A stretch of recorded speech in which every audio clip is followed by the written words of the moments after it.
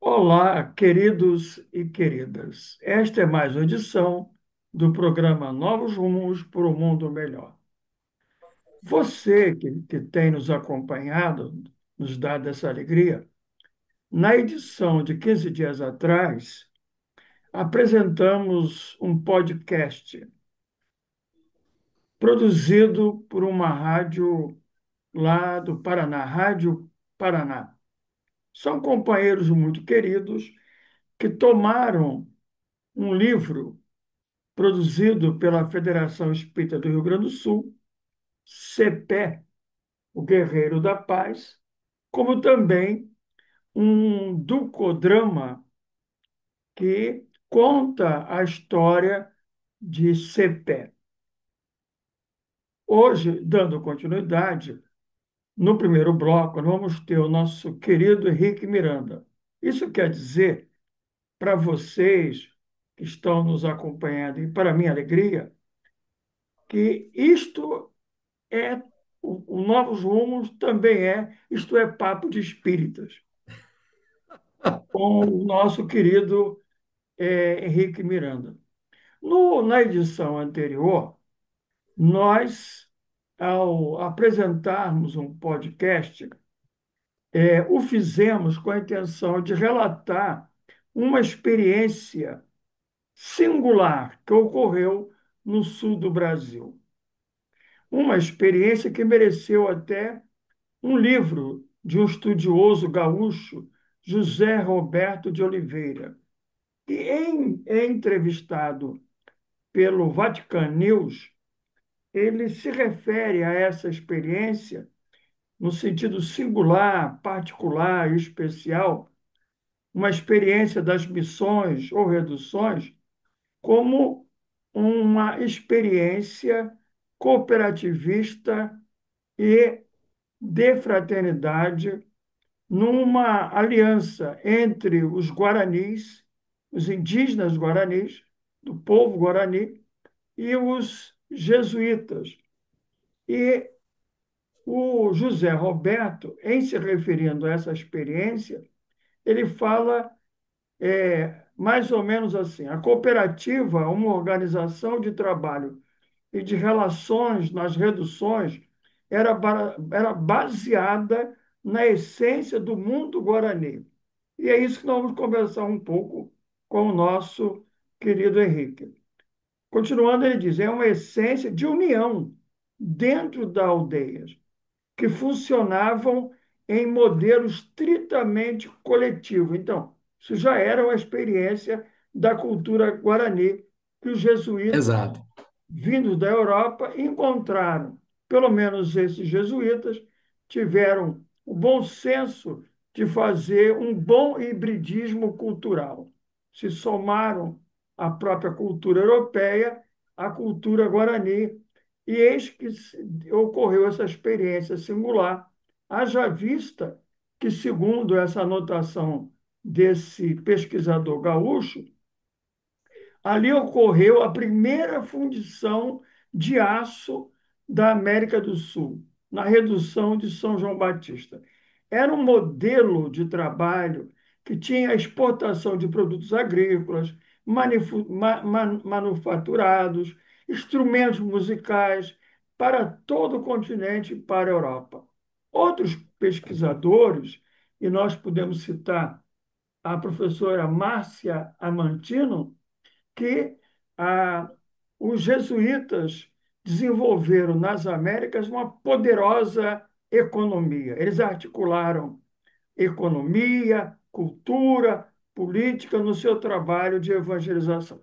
Então, é sobre isso que nós vamos conversar e eu passo de imediato a palavra para o nosso querido Henrique. Nós Com temos muita 5 alegria, minutos Edivaldo. para ouvir o nosso amigo. Muita alegria estou aqui, Edivaldo, querido amigo, né? Queridos ouvintes da Rádio Rio de Janeiro, internautas. E eu estou muito feliz de estar aqui, abri até a conversa com o Edivaldo falando isso. É um programa Novos Rumos que eu gosto de ouvir no domingo de noite, naquela reprise que ele tem. Mas, como o Edivaldo estava falando, e o professor José Roberto, ele foi muito feliz em falar de uma experiência cooperativista de fraternidade, querendo aprofundar um pouco o, um termo que no caso seria até um mito que os guaranis têm, que é a terra sem mal. Nós achamos um artigo do professor Bartolomeu Meliá. Ele é um indigenista, é jesuíta, ele é doutor em antropologia pela Universidade de Strasbourg e escreveu um artigo que eu acho que ele sintetiza, Edivaldo, bem essa ideia, esse desenvolvimento que nós estamos tendo através de Cepé e todo o livro psicografado pela Beth, e também o estudo do professor José Roberto.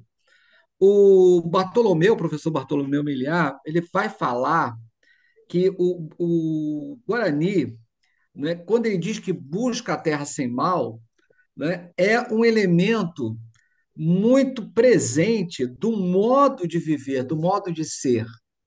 Né? Porque o que seria a terra sem mal como mito? Seria aquela terra maravilhosa, onde não há fome, onde as pessoas vivem eternamente, né? Onde as pessoas são fraternas. Parece um mundo espiritual descrito pelos espíritos que nos dão notícias no livro dos Espíritos de um mundo feliz.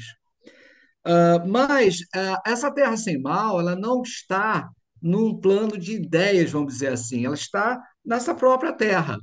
E aí é o interessante nós pensarmos como é que o Guarani ele vai construir essa terra sem mal aqui ainda no nosso planeta, aqui ainda na terra que ele habita. Então, a terra sem mal, então, não é uma terra de busca, é uma terra de lugar, é uma terra presente. Né? E ele vai falar também que não é um dado fixo e imutável, porque a terra ela vai ser habitada, ela vai ser cultivada, ela vai ser compreendida. E vai ter uma palavra que no final a gente vai usar melhor, que é a reciprocidade, que nada mais é do que a nossa convivência com o meio ambiente. Esta troca que nós temos, e que no momento é uma troca muito injusta, porque nós somos bilhões retirando tudo que nós podemos, e sem dar um contraponto, sem dar uma troca, sem dar uma sustentabilidade, e é um assunto que os espíritos estão tratando bastante sobre meio ambiente, destacando até o nosso companheiro André Trigueiro. E ele vai falando que as relações com a Terra, né, são muito interessantes. Primeiro, que é, o Guarani aceita as imposições que a Terra dá.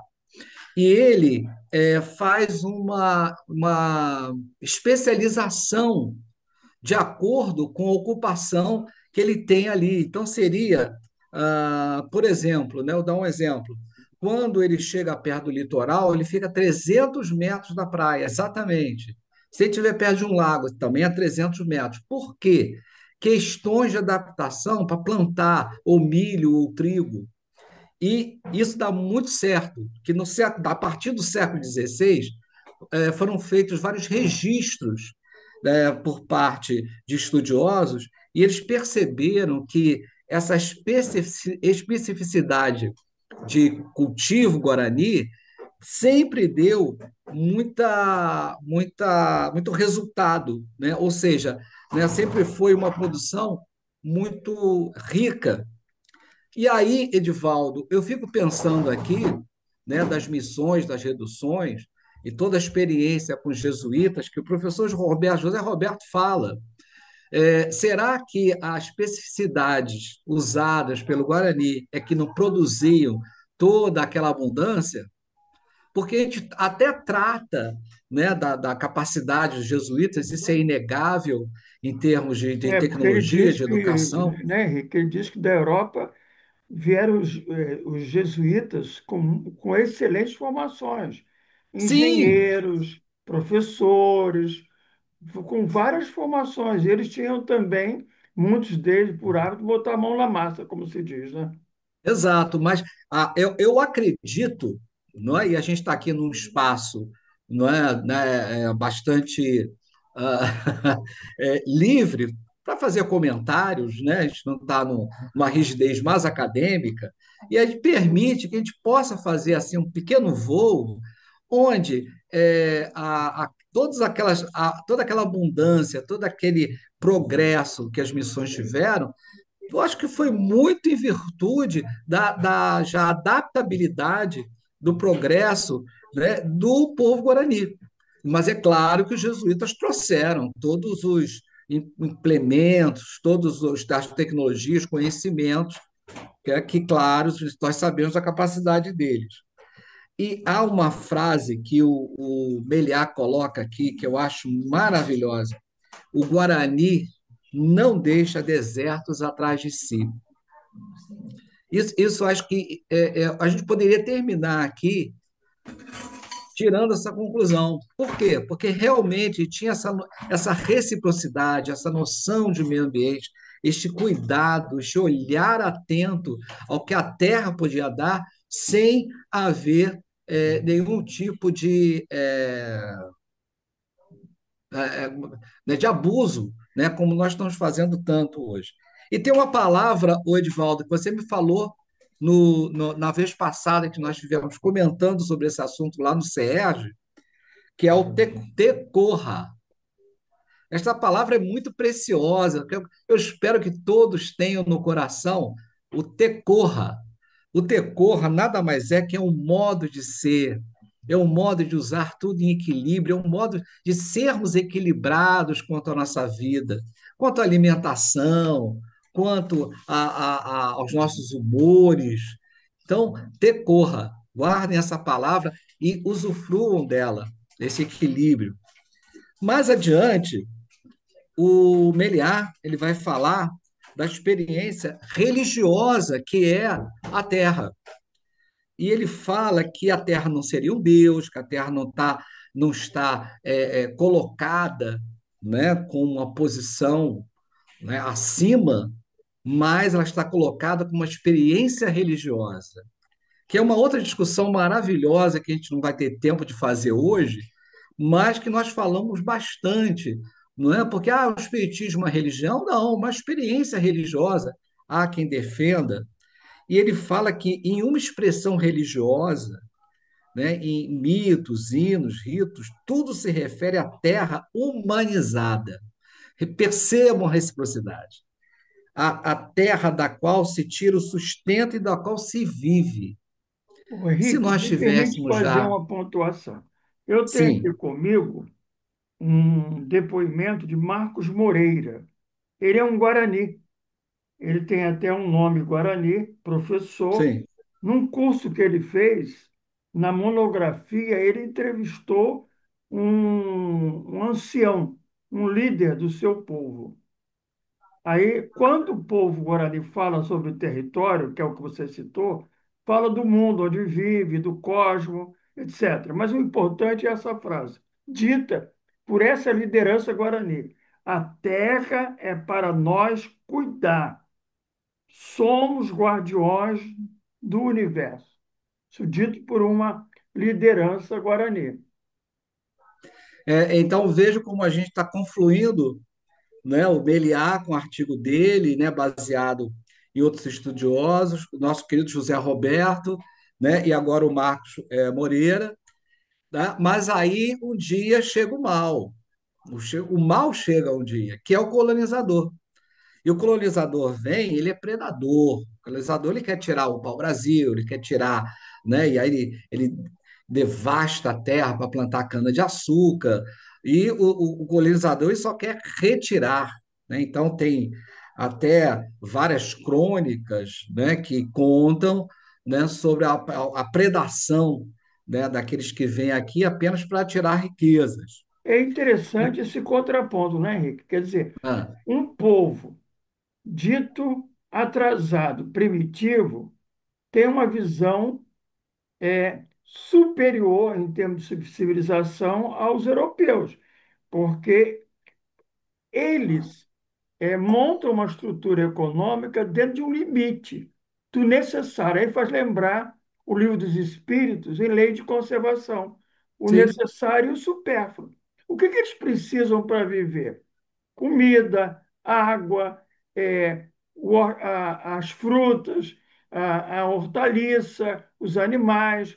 Mas nessa reciprocidade, que a relação deles é horizontal com a terra, não é vertical, de um dono, é tanto que uma expressão forte do CEPE, essa terra tem dono, que não é ele, não é você, não é europeu, a terra é de todos, porque ela é a terra de Jesus, não é isso? Exatamente, eu queria até começar essa nossa conversa falando sobre isso, né? Esta terra tem dono, porque eu acho que esse estudo aqui do Bartolomeu Miliar dá um novo significado a esta frase, né? Porque quando ele diz que essa terra tem dono, ele não quis dizer que a terra era dele. Ele não quis dizer isso. Ele quis dizer apenas que, olha, essa terra tem uma estrutura e tem uma delicadeza e tem um equilíbrio, né, que faz com que ela continue, tenha uma perpetuidade para nos manter. Então, quer dizer, o ser dono da terra não é ser dono dela em si, mas é ser dono de uma consciência que vai preservar esta terra. Porque aquele que vem destruí-la não é o dono da terra, porque o dono cuida. É uma mentalidade muito interessante. E que o colonizador ele vem predar.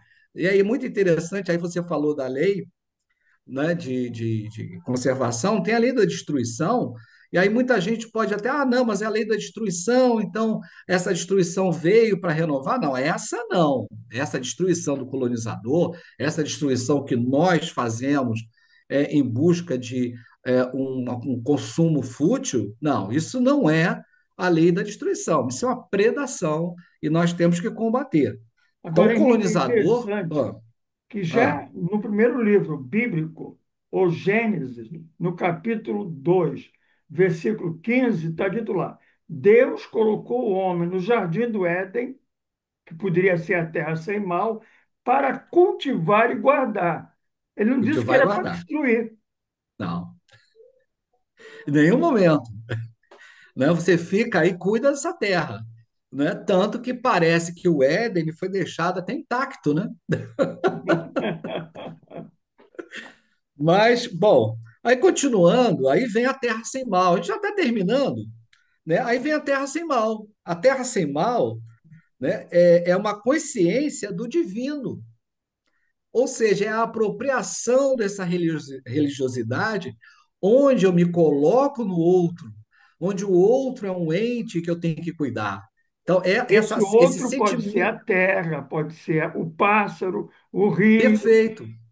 Exato. Por isso que no mito, né, você tem as árvores cantantes, você tem os animais falantes. Por quê? Exatamente para simbolizar, para trazer esse símbolo e estreitar a nossa consciência quanto à vida que há ali, que nós dependemos. Aí eu vou falar novamente a palavra reciprocidade. Então, o mito, ele nos aproxima bastante. O mito é muito importante. Eu lembrei até que o nosso querido Ricardo Leite, né, que tem livros, né, sobre mitos, né, gregos, né, lá da oficina, né, do Arte Espírita. Lembrei dele agora aqui. Bom, então, essa consciência do divino é o viver religioso. Agora vem, olha só, o José Roberto, é o viver confraternativo, comunitário, é o viver em fraternidade, é o viver cooperando, não é cooperando só com o colega do lado, não, é cooperando também com a terra que está ali com você.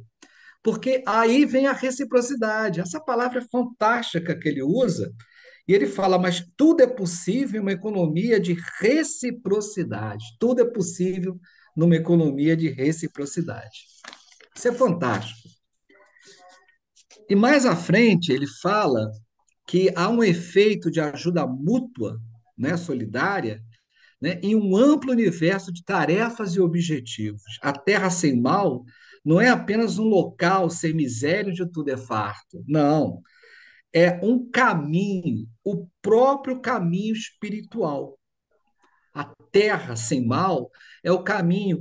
Então, aí a gente faz um paralelo lindo, a gente se encosta, né, num caminho paralelo com a doutrina dos espíritos, onde o que seria a terra sem mal para os espíritas seria o servir, seria o viver em equilíbrio com o nosso próximo, num meio ambiente saudável, numa reciprocidade. O que é a reciprocidade? Se não reconhecer a necessidade no outro, o outro reconhecer a necessidade em mim. Porque o espírito de serviço não é apenas o espírito de eu dar apenas. Não. Aí Francisco de Assis foi muito feliz, dando o que se recebe, eu equilíbrio, a reciprocidade. E aí ele fala que essa busca da reciprocidade, né, que é com a Terra, ela nos dá a interação entre todos os elementos. E aí ele fala assim, no finalzinho, a busca da Terra sem mal não é uma migração em si, mas um modo de viver nesta reciprocidade. Então, não é uma migração. E é interessante, porque a gente coloca no Espiritismo, mas será que se a gente desencarnar as coisas melhoram? Não. Não é a migração em si que vai tornar você melhor. Vai ser a sua vida de relação aqui, né, nesta terra, na encarnação, nessa existência, que vai fazer você uma pessoa melhor. Então, é o caminho. É a migração em si, é o lugar em onde você está, onde nós vamos abraçar esta mãe terra que nós temos, na preservação, não apenas uma preservação, por isso que ele fala da religiosidade, não apenas da planta que está ali, que nós temos que regar, que cuidar, mas também do outro que precisa de atenção, que precisa de cuidados, o autocuidado também. E assim ele termina esse, essa, esse artigo, né, numa frase lapidar: a terra sem mal, essa é a terra boa. Ah, perdão, nem é ele que termina, isso é uma frase guarani. A terra sem mal, essa é a terra boa, essa é a terra áurea e perfeita. Chegamos lá mediante o voo, ali também se dança.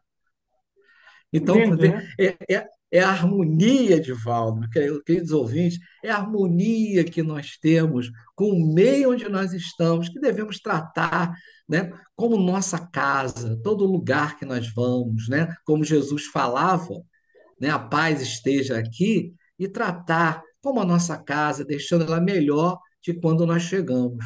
Acho que essa é a mentalidade guarani.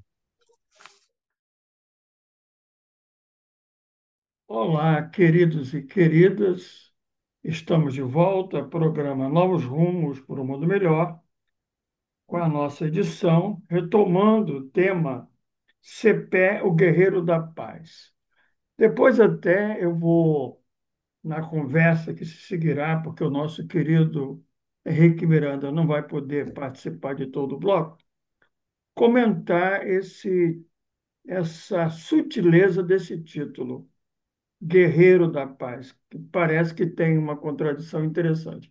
No bloco anterior, uma contribuição valiosa do Henrique Miranda nos aproximou do a terra sem mal, a cultura guarani da reciprocidade, da convivência com o espírito de serviço, de entrega, de cooperação, a uma outra experiência inaugural do cristianismo registrada em Atos dos Apóstolos, no capítulo 4, versículos de 12 a 34.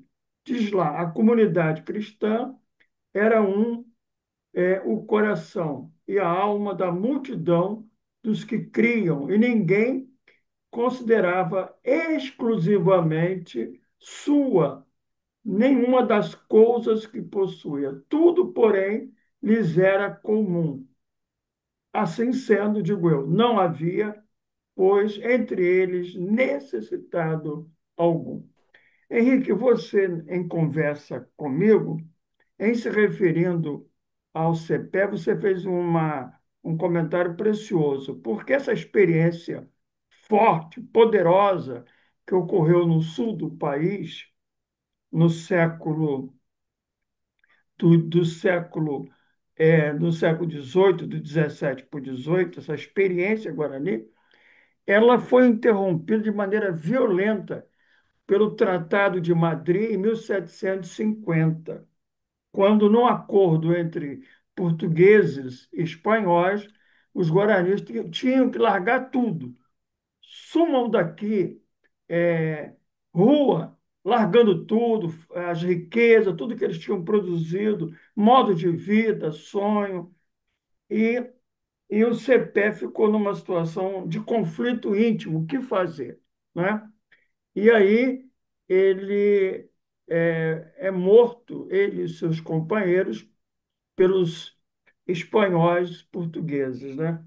E você fez um comentário comigo sobre essa experiência, porque eu ouvi de alguns, Henrique, por que que ele não se entregou? Aí você fez um comentário, como é que alguns historiadores veem isso. Você poderia trazer isso antes que a gente possa depois passar o podcast do segundo bloco? A historiografia, né, ela faz um corte bem assim ortodoxo, vamos dizer assim, né? Quando Palavra diz que interessante, bem aplicada. o CEPE, ele realmente ele entrou uma guerra inglória, né? E levou todos os seus irmãos, né?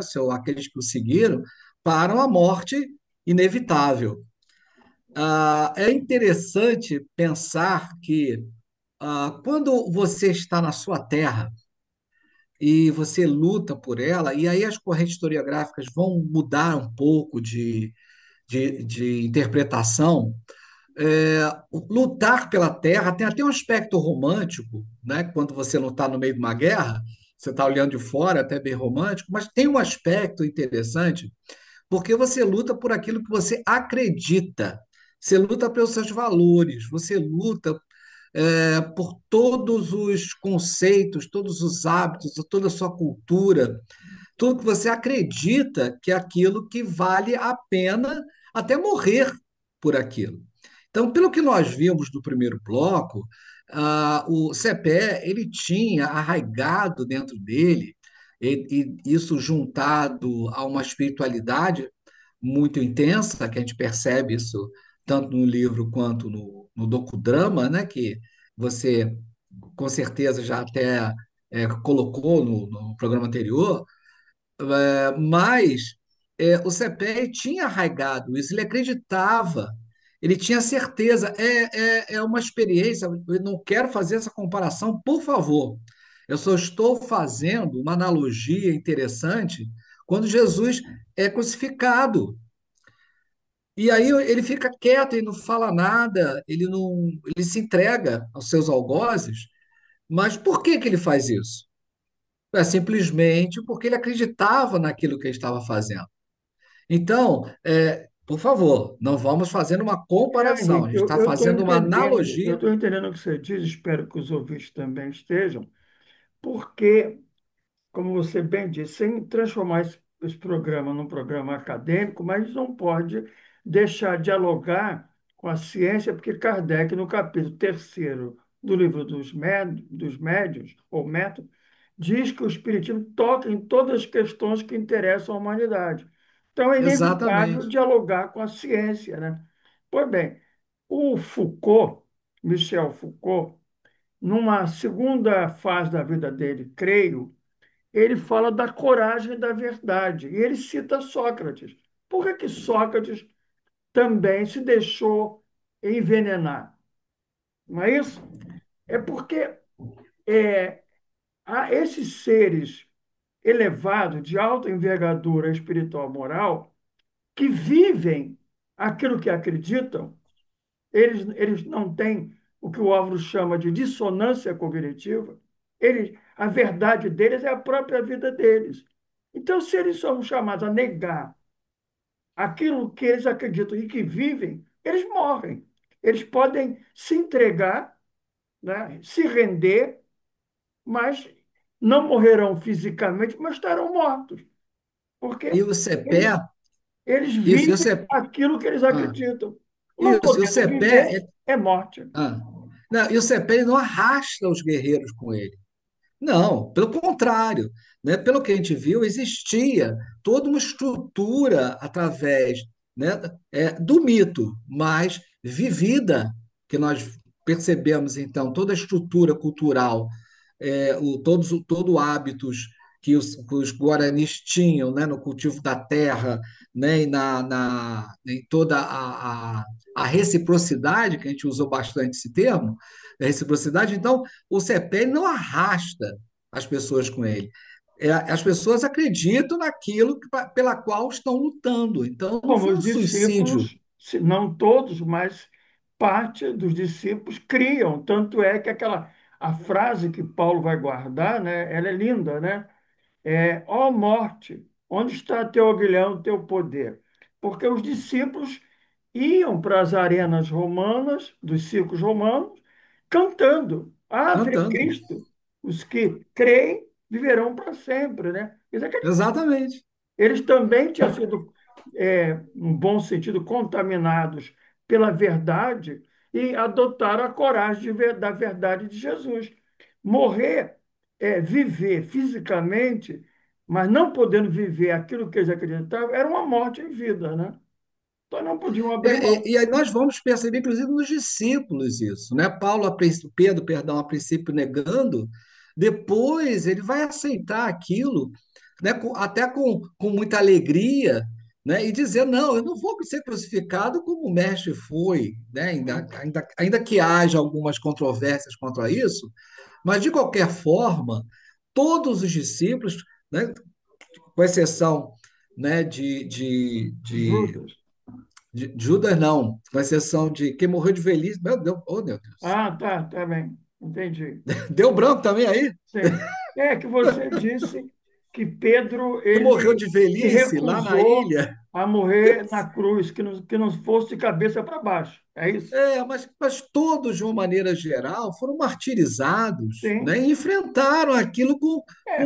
Paulo na Via com Ápia, né? fé Quem tremeu foi a mão do soldado que do ia soldado. decapitá-lo, não é? Ele Pois, disse, não, é, cumpra o seu dever, você serve a César, eu sirvo ao Cristo, não é? Então, mas eu aí é acho que a importante. história, Henrique, Ah, tem exemplos assim. O que o Humberto de Campos traz da Joana de Cusa, o filho perguntou, aquilo ali, mamãe, eu quero, vamos nos salvar, ela sabe? Porque disse, abjura, e ela, senão não posso negar aquilo que eu acredito. Os cártaros citados por Hermínio Miranda, a mesma coisa. exato. Mahatma Gandhi, Mas o mais importante, Joana de Cusa, voltando a Joana de Cusa, é que o soldado pergunta: mas se Cristo só ensinou você a morrer, não, ensinou também a te amar. sim, É essa estrutura que a gente está falando, essa reciprocidade que nós estamos falando, porque ela não estava olhando apenas o corpo que ia perecer, o sim. filho que estava ali, uma situação impensável, mas ela via no outro a possibilidade de amar. É a reciprocidade. É a gente ter esse olhar agora. Eu espero que todos possam ter esse olhar, eu inclusive, Oswaldo. De eu olhar, eu vou sair aqui à rua daqui a pouco, e aí eu vou olhar uma árvore. Sempre uma árvore é minha irmã. E as pessoas que estão passando são meus irmãos também. E existe, então, essa troca, essa mutualidade que nos faz, inclusive, preservar a nossa vida. Eu acho, sabe, que isso é muito bonito, porque naquela hora que Jesus é preso no horto, né? Pedro tira a espada para defender Jesus, né? Defender Jesus fisicamente, não era a ideia de Jesus, né? Era que ele fosse ferido ou até morto pelos soldados. E Jesus diz claramente: Pedro, aquele que usa a espada para se defender, mesmo que assim seja, por ela vai morrer. Né? É a lei de causa e efeito. Então, mas para ter essa atitude, Henrique, você há de concordar que tem que ser alguém com maturidade espiritual, um outro estado de consciência, não é? O podcast que a gente vai passar vai mostrar isso, o conflito desse homem, porque ele trazia as sombras do passado. Se ele é chamado de guerreiro, não é em vão. Ele era um guerreiro. Ele foi um guerreiro. E vai aparecer no podcast, quando ele está na caverna, sozinho, na noite escura da alma, ele lembra dele mesmo. Ele volta no passado, numa outra encarnação, e vai se perceber com capacidade de guerreiro. Ele sabia fazer as melhores armas, teria as melhores estratégias até para derrotar o inimigo. Mas essa é a questão. O André Luiz Sim, tem uma frase lapidar, né? O mundo faz vencedores, Jesus faz invencíveis, né? O CP muito boa essa frase. escolheu ser não um vencedor, mas um invencível, aparentemente derrotado, mas ele permanece. Ainda esses dias, falando com a Elizabeth Barbieri, ela disse para mim, Henrique, está voltando com força a figura do CPE para o Rio Grandense. As reduções estão sendo visitadas. Fica todo mundo buscando esse ideal, porque nós estamos numa transição planetária de muita dor. Os drones estão aí matando. Os poderosos, que são vencedores, mas não são invencíveis, estão fazendo estragos. Precisamos dessas novas ideias. E eu vou convidar a você, querido ouvinte, você, querido ouvinte, e a internauta, a acompanhar o podcast que vamos apresentar, riquíssimo, para a gente meditar os conflitos de um homem, porque ele está num modelo de sociedade na qual prevalece o dinheiro, o poder. No podcast vai aparecer um espírito trevoso dizendo, mas até os teus inimigos te chamam de imperador. Você pode negociar com eles, ganha uma trégua, depois você se prepara para lutar e matá-los, não é? É essa insinuação de um espírito trevoso. Porque os portugueses, pois, sabiam da capacidade do CEPE. Até talvez invejasse aquela capacidade de gestão, de liderança, e sabia que ele liderava um modelo econômico contido, da Sim. simplicidade voluntária. Eles queriam não só aqueles bens que estavam ali, mas eles queriam outros bens que CEPE se recusara a explorar num modelo econômico equivocado. Então, eu te agradeço, Henrique, e Eu que vamos agradeço. deixar aqui o podcast para que a gente possa assistir.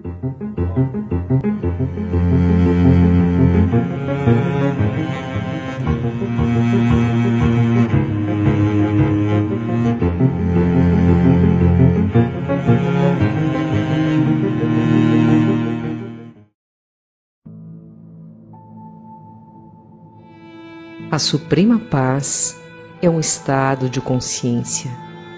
E para chegar a esse estado, o caminho é aquele que a humanidade terrena, devido ao seu atraso espiritual, ainda não se decidiu a trilhar. O caminho do amor e da justiça. Páginas de Espiritismo Cristão, capítulo 50, quarta edição, Rio de Janeiro, FEB, 1993. A pequena comitiva de Cepé se preparava naquela manhã outonal para mais uma jornada. Apenas Padre José e poucos guerreiros integrariam o grupo que iria até o sítio de refazimento.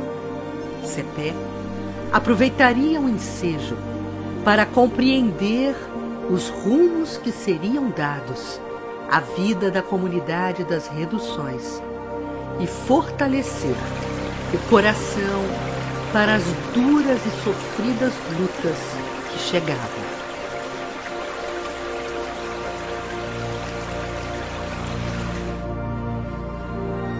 A título de retrospectiva, vamos relembrar o Tratado de Madrid, acordo firmado entre as forças palacianas colonizadoras de Portugal e Espanha, que combinaram, em 1750, a redefinição das fronteiras entre as Américas portuguesa e espanhola, anulando o que ficara estabelecido no Tratado de Tordesilhas. Portugal garantiria o controle da maior parte da bacia amazônica, enquanto que a Espanha passaria a controlar a maior parte da Baixa do Prata.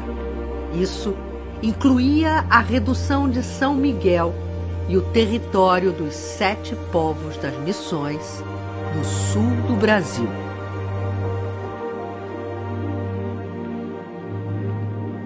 Ao final de vários dias, a caravana atravessou a campina e desmontaram num capão de mato, onde um pequeno riacho de águas cristalinas murmurava, acariciando as pedras limosas. O refrigério dos animais e homens foi recolhido com gratidão ao oásis encontrado.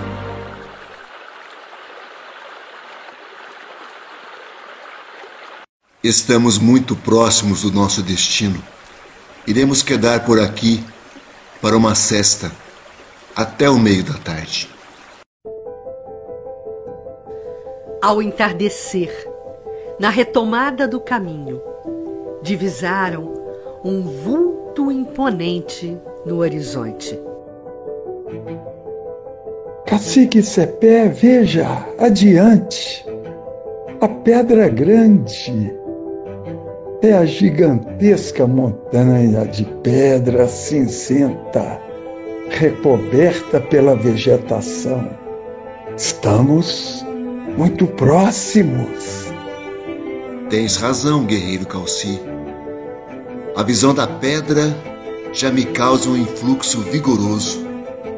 Sinto partirem dela ondas de força e pacificação. Os jinetes desmontaram e ergueram acampamento. A comitiva permaneceria ali por alguns dias, nas proximidades da Pedra Grande.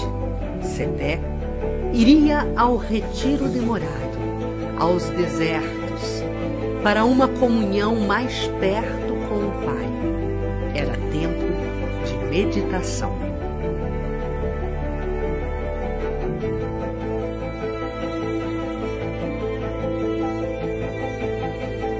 Quando a madrugada começou a ceder espaço à luz do dia, o cacique despediu-se dos companheiros e afastou-se, com a alma plena de felicidade e gratidão, rumo ao seu templo da solidão e reencontro interior. Circundou a grande elevação em busca da passagem que dava acesso ao topo. Estava um pouco obstruída pela densidade do mato que crescera nas últimas luas desde que ali estivera. Afastou a ramagem, buscando preservá-la o quanto possível, e iniciou a subida.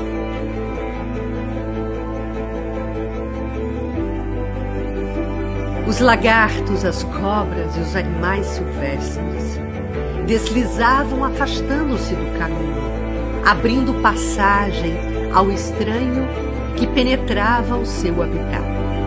A mente de Cepé estava ativada nesse momento para envolver as criaturas inferiores à sua volta em atmosfera de confiança, a fim de que não se sentissem atacadas e se mantivessem pacíficas, dado o seu instinto de conservação.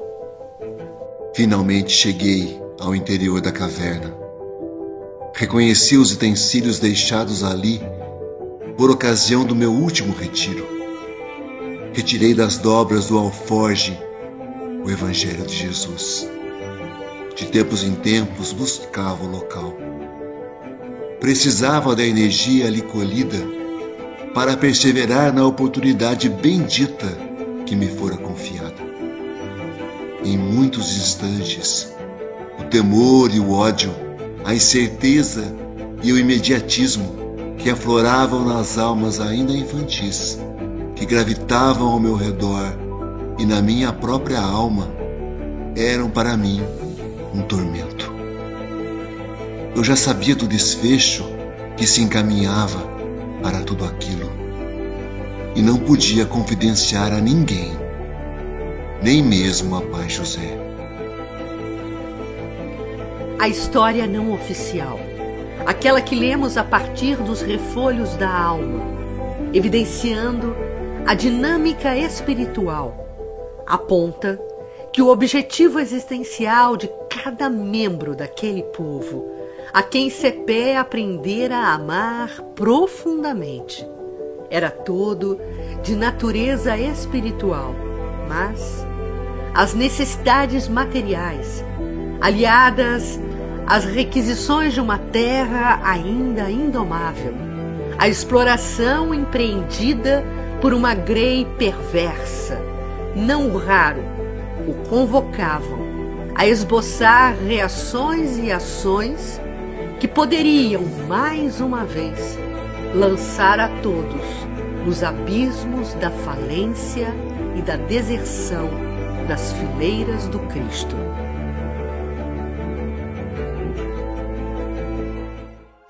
O isolamento voluntário era, por esta razão, o recurso que a sua alma buscava, orientada pelo mestre dos mestres, para nutrir-se e manter a rota acertada com os benfeitores amoráveis, que avalizavam a sua luta de redenção.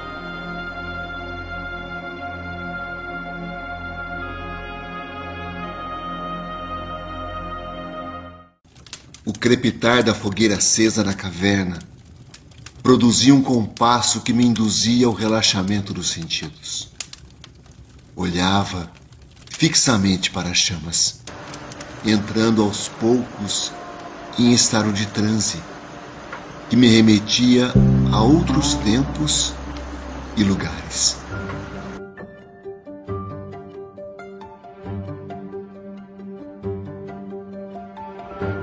Os últimos redutos rebeldes devem ser submetidos a qualquer custo. A lei deverá ser imposta a todos, porque o iluminado é o enviado de Deus para que os homens encontrem a paz. Tens a fala do profeta. Não nos detenhamos diante das dificuldades. A palavra de ordem é prevalência. As pesadas armaduras não permitiam que Cepé se visse. Identificasse o estado de agitação do profeta, a sua inquietação a refletir-se nos olhos que brilhavam injetados, segurando lágrimas que teimavam em cair. No âmago do ser, ele sabia haver tomado um caminho sem volta, para o qual arrastara milhares de seres fanatizados pelas ideias, cuja essência era legítima, mas que colocara a serviço da sua vaidade, e que até poderia produzir frutos passageiros, mas nunca perenes, na construção da paz.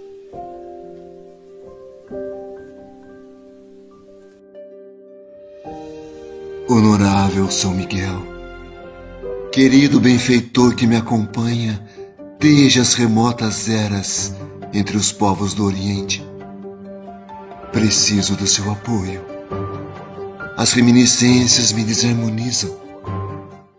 Cepé percebeu que se formava na abertura da gruta uma figura que lhe passou o sentimento de alerta. Em visão mediúnica, identificou o visitante, um guerreiro com as mesmas vestes e insígnias daquele que visualizara na imagem do deserto, confabulando consigo junto ao exército. Ele trazia grossos pergaminhos enrolados, que foi estendendo e abrindo, enquanto Cepé, com as percepções acentuadas, anotava as fórmulas, desenhos, cálculos ali descritos. Compreendeu naquele instante que todas elas eram destinadas à produção de armamentos iguais àqueles que os invasores traziam em seus exércitos e que tanto ele quanto Padre José já haviam estudado e avaliado a conveniência da produção para a defesa das reduções. Concito a unir os povos e massacrar os infiéis. Veja as cenas, o morticínio dos povos missioneiros a destruição. Os incêndios devorando os campos onde florescem as colheitas. O céu ocupado com grossas nuvens de fumaça. Foi neste momento que o espaço da caverna pareceu ampliar-se e transformar-se em outra paisagem. O cacique viu-se à beira de um grande precipício, onde um mar fuliginoso com substâncias putrefatas borbulhava e do qual fisionomias macabras assomavam, voltando a submergir, muitas vezes soltando gritos, uivos e impropérios. Outras, mais sofridas, expressando mais dor do que maldade, bradavam. Profeta, salve-nos. Não nos deixe morrer. Outra vez, não. Essas últimas foram apresentando à visão do cacique uma rápida transformação, e ele as percebia com as expressões características do seu povo amado. Cepé, voltando do transe, refletiu.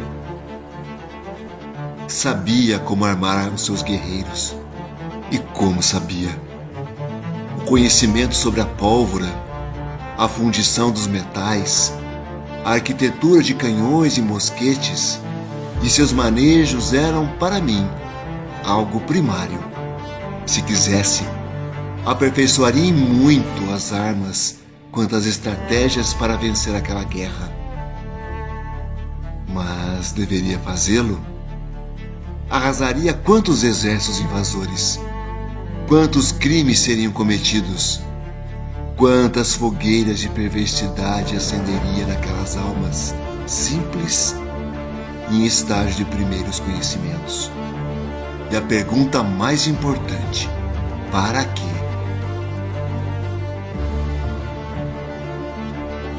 A paz não se conquista com a guerra, nem com o sentimento de seitas, de partidos, nem com a manutenção do ódio entre os povos.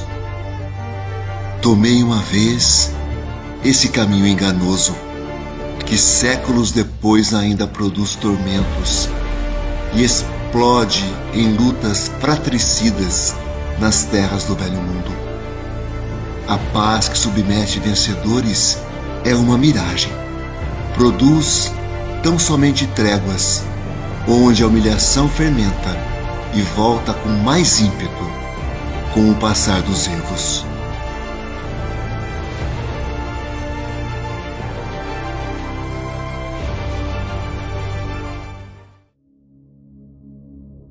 Meu filho, percebi sua aflição e aqui estou. O cacique ergueu-se. A caverna estava plena de luz. A ambiência espiritual deixava-o apenas entrever a mão de tonalidade safirina e o grande foco de luz que lhe transmitia paz e confiança.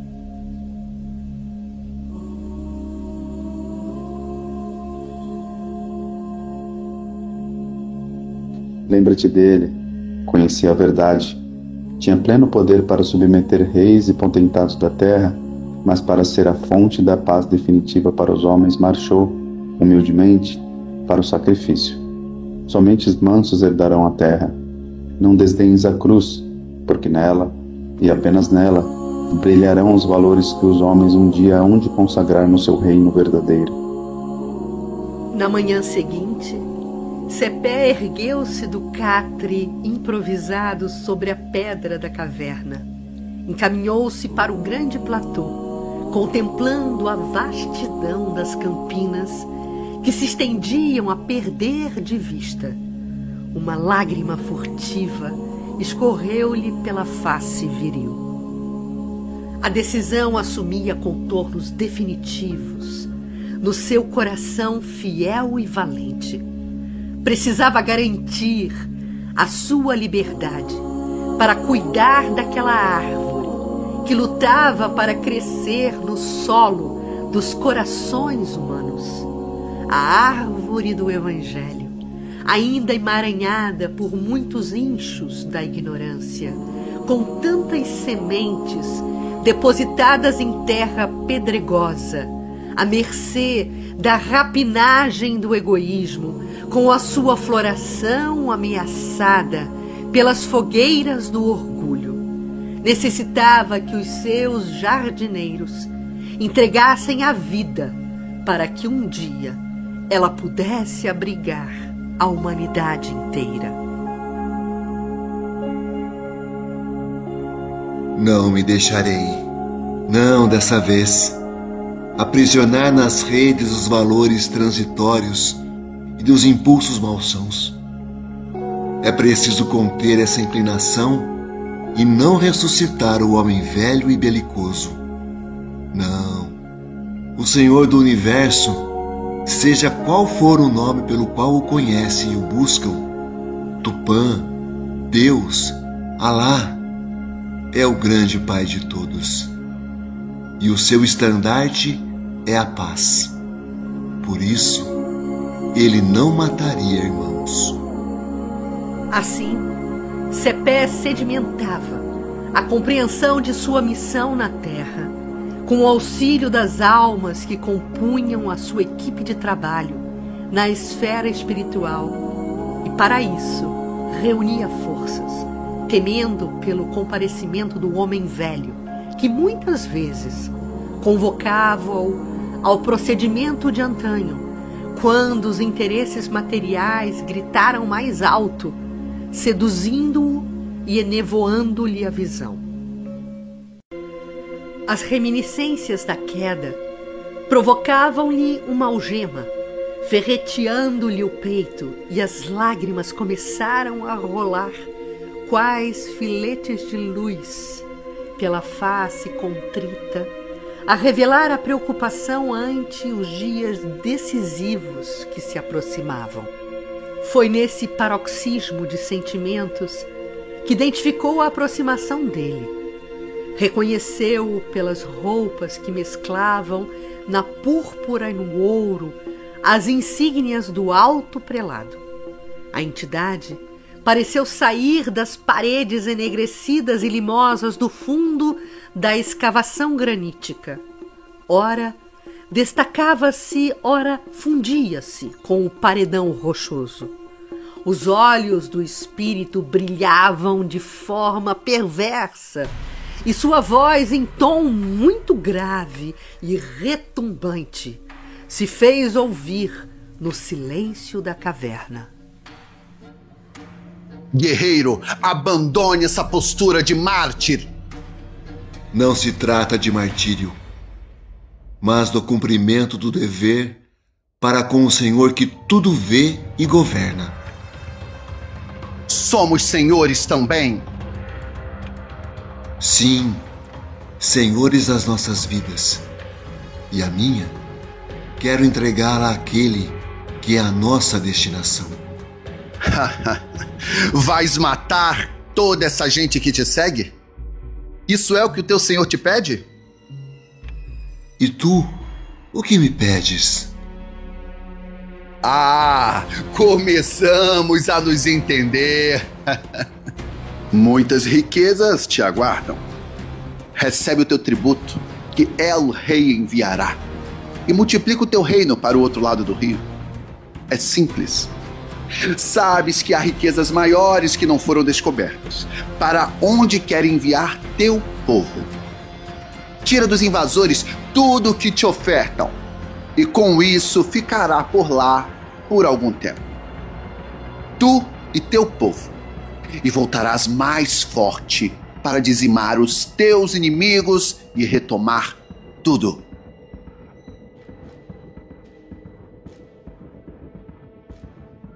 Recua, para que depois conquistes tudo.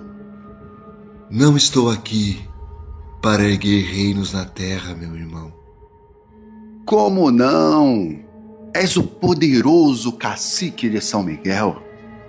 Sabes que Alenmar és denominado imperador? Somente queremos a paz. Não nos deixaremos comprar por nenhuma riqueza. Essa guerra não cessará enquanto os corações dos homens não conseguirem abrigar as armas da fraternidade. O emissário das trevas retorcia-se espumando, deixando escorrer uma saliva escura que começava a empastar o chão, quando foi sugado por um túnel que se abrira para uma dimensão extrafísica. Na gruta, ficou apenas o odor nauseabundo daquela presença, mas logo foi se dissipando sob os eflúvios da oração que Sepé proferia. Muitos dias de mergulho íntimo e meditações transcorreram. Na última noite de retiro na caverna, uma vivência. Via-se em um grande salão. Poderia dizer que nele cabiam 10 naves da catedral, e era como se estivesse incrustado entre as nuvens. Tinha uma luz acolhedora que não lhe feria a retina e propiciava uma sensação de plenitude. Ouvia-se uma música suave, ambientando o local, que não possuía, como os da terra, uma delimitação com paredes de qualquer espécie. Era uma edificação criada por mentes superiores, que plasmaram ali um ambiente para a grande reunião que se estabelecia. Na grande assembleia estava uma representação da humanidade, ou seja, ela era composta de líderes que contribuíram em vários tempos para o avanço do orbe. Muitos tinham seus nomes esculpidos em monumentos terrenos, nas páginas de história dos povos, e a maioria eram espíritos que passaram pelas experiências no mundo no mais completo anonimato. O que se identificava no grande encontro era a profusão de nacionalidades, raças, credos, filosofias, ciências, cujas roupagens perispiríticas guardavam as características das últimas reencarnações ou daquelas nas quais as suas tarefas ainda os vinculavam. A reunião peculiar mostrava um momento tocante e significativo, a sinalizar o futuro da humanidade.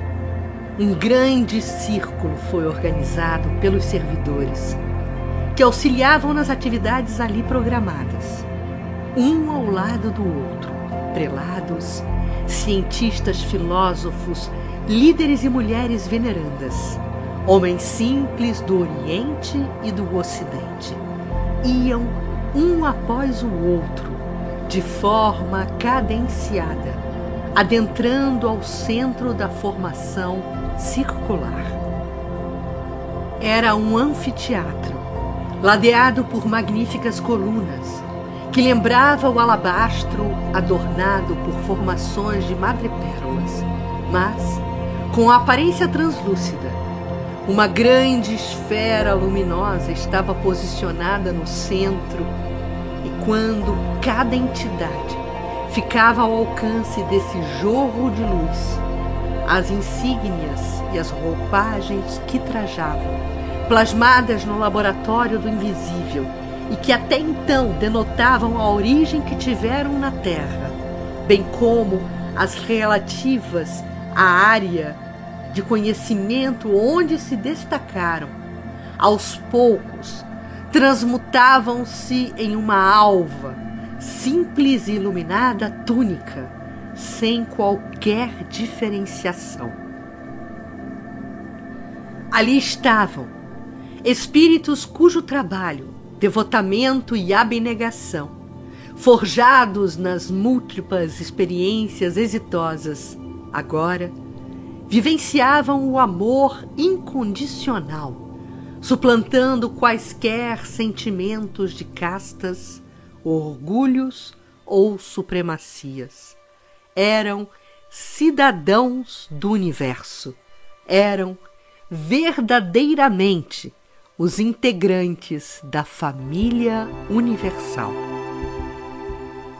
Me deixei ficar ali por algum tempo, fruindo da magnitude daquela visão que era a prova irrecusável do caminho que deveria trilhar, para que, no longe dos tempos, também em algum dia, pudesse envergar a túnica simples e despojada de cidadão do universo.